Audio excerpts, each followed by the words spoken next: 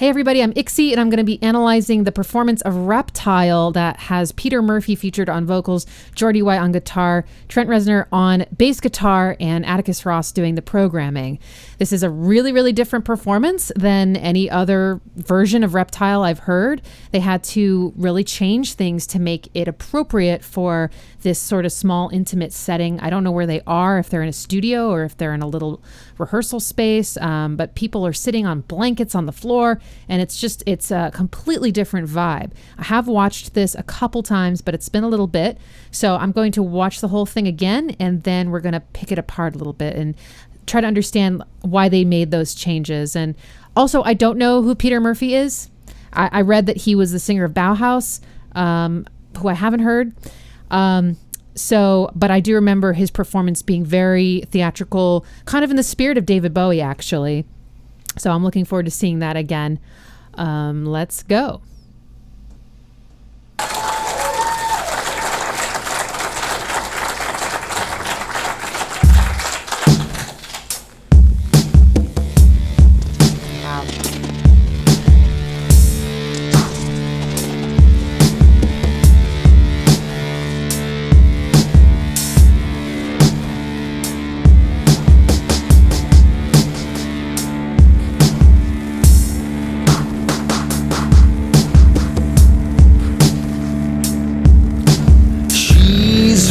Herself wide open to let the insects in.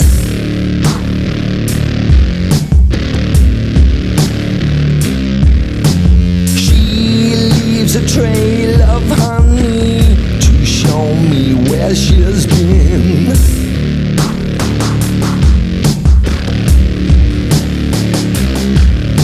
She has the blood of reptile just underneath her skin.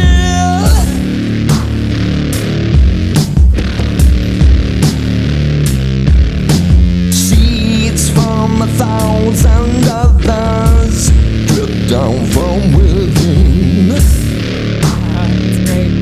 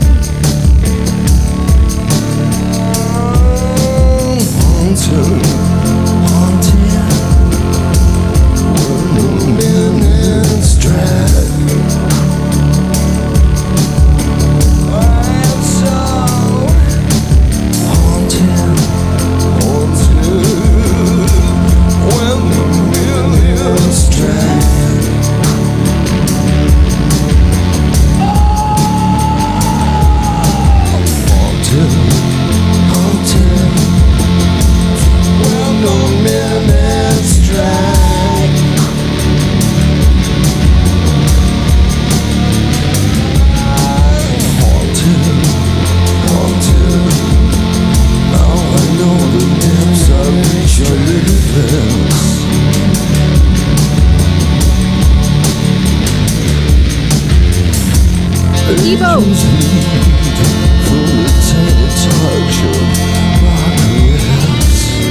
Sorry, I'm a child.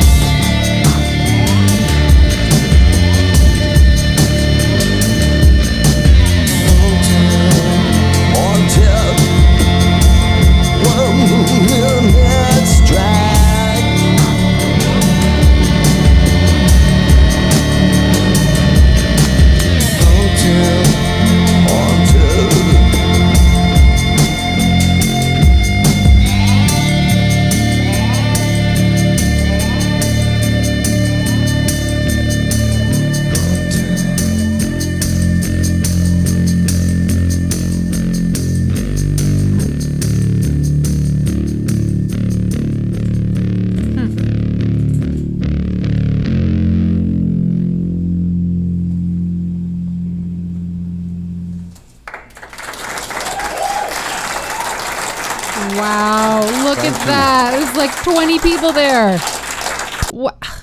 How did those lucky people end up in this room? Okay, well, anyway. That is so different. The first thing that I'm thinking is this is like The Good Soldier from Year Zero. The drums, the tempo, sort of the sparse arrangement, the way, even the bass line, it just sounds like the good Reptile. Doesn't it? Yeah, really interesting. I wouldn't say that this interpretation of Reptiles is exactly my cup of tea, but I do really appreciate how they were able to adapt it for an intimate space. The only time where I felt like if I were sitting there, I would be like, whoa, is when Peter Murphy was doing something with his vocals. He was screaming maybe. I mean, it was awesome. No criticism there, but like, other than that, like they kind of like matched their space and their mood. They didn't go bigger than the room, you know? So yeah, I mean, that's probably not a very easy song to adapt for an intimate setting. So other than the sort of like slow kind of relax, almost lo-fi sounding beats with like the bongos, we don't have the mechanized drum beat at all. We also don't have the gong sound or the bowed metal sound that Mike and I were talking about in the sound design analysis video. The one that goes da, and then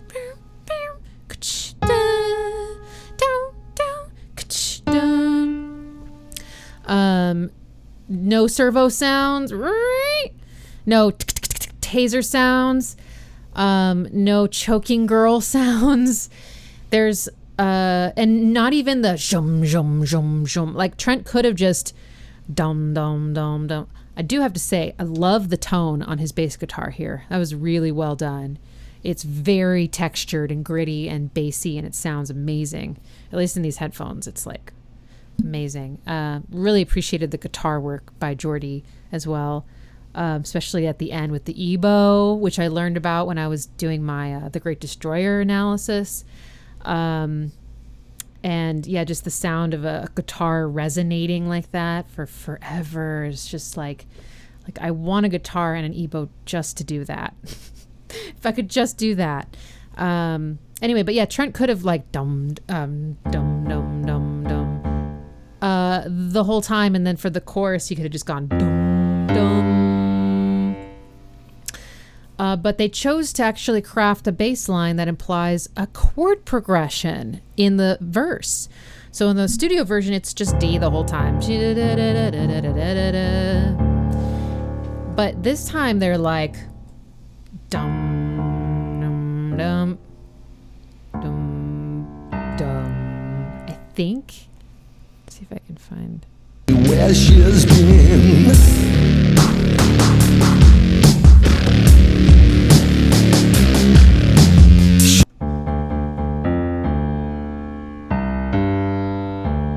So approximately that. So that would actually imply some kind of harmonic movement. And it adds a little bit more, harmonic complexity, a little more tension. It makes the melody not quite as showcased, especially that last part. So now that I'm saying that, maybe that D, zoom, zoom, zoom, really allows the melody of Trent's vocals to be the only real focal point during that part. So this is like, dum, or dum, I don't know, da, da, da, dum, and then, so yeah, there's like some chords. She spreads herself wide open to let the insects in. That's gorgeous. Ooh, I love that. She leaves a trail of honey to show me where she's been. Huh? Yeah, that's great. But we don't get like those chords. It's just the root of the chord that Trent is playing. But yeah, it gives a little more of a funky bluesy kind of quality to it, I guess. So that would be like 1, 3, 7, 4. Peter Murphy's vocals. So I don't know what he normally sounds like, if that is his sound, but I think it was perfect that I watched the David Bowie performance and then this one, because it felt like that David Bowie was like a gateway to Peter Murphy. Like if David Bowie became even more David Bowie, he might sound a little bit like Peter Murphy, just, from within. He sounded so good when he got really close on the mic in his lower range. I really, really like that. It also sounded like he kind of took off the cozy, almost like out of place major third that Trent sings. That sort of tenderness. He was just like, she spreads herself wide open to let the insects in. So now it's just like that minor third. In the blood of Reptile. Up there too. Underneath the skin. I did miss that major third. It's because without it, everything is just kind of in a minor key. And with the major third, it becomes modal. It takes on a whole new world. And that resolution to the major third is significant. But yeah, it's still cool. It's still very cool. What other things did I want to comment on? I think I actually heard some chords in this second half where they're singing Haunted as the minutes drag. Is that what they're saying? I don't know where that came from. It was cool. It almost felt like, I mean, I know that they had planned it, but that whole section, it was just like looping and looping, and they kind of got to like try different things, and it felt almost improvisational, like they were just kind of jamming, I guess is what I'm trying to say, which I think is perfect for this atmosphere. Jordy got to do some really cool stuff with the EBO, and Peter Murphy was doing all sorts of things. He had 2 mics, he was doing kind of, haunted, and then he had the other mic, and then he would go, which was cool. The other one had some crazy reverb on it, maybe, or something, and he was doing those like kind of creepy ghostly noises. Very cool. He was also doing a vocal harmony. So Peter Murphy was doing oh my beautiful liar, on top of oh my beautiful liar. Sorry. So that would sound like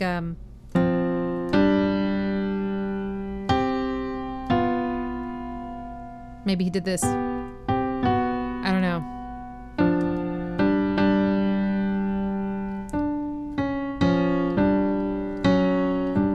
Did he really just do that? Parallel fourths the whole way? Or was that those fifths? Fifths. I heard a lot of fifths. I mentioned in my David Bowie video, because David Bowie's harmonizing with him a third above. So he's going, oh my beautiful liar, and not that part. But here Peter Murphy was trying, he was picking another note in the chord that's implied. So David Bowie's going, Peter Murphy was going, and then he was following Trent's contour with his vocal harmony. It actually sounded really good. I personally like parallel fourths and fifths in harmony, but a lot of people don't like it. It doesn't sound right to them. But it sounds right to me here, especially. That was really cool.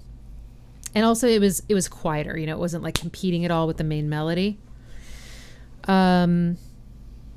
What else? Yeah, that was cool. I imagine if you're a Peter Murphy fan, this was probably extremely exciting, right? To get this sort of combo.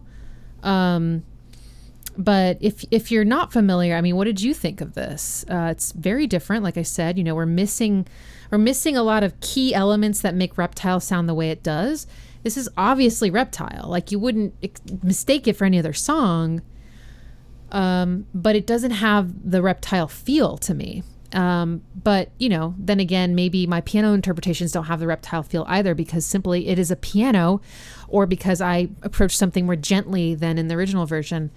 But yeah, it's a really different, I guess it still has some kind of sleazy slitheriness to it because of Peter Murphy. Without his vocals, maybe it would have not been quite as dynamic. And in fact, this whole song doesn't really have dynamic changes except for his vocals. It was just kind of, it started and it layered a little bit. The ending kind of tapered off, just left us with Trent and the bass. But it kind of just starts and goes until it just stops, so there's not a lot of this, Reptile, not a lot of this. And yeah, it was a little strange hearing some of the Mixolydian flat 6 qualities sort of removed, which is just one of the best scales. If you're writing music and you haven't tried this scale yet, try it. Mixolydian flat 6 is Mixolydian flat sick. All right. Bye, everybody.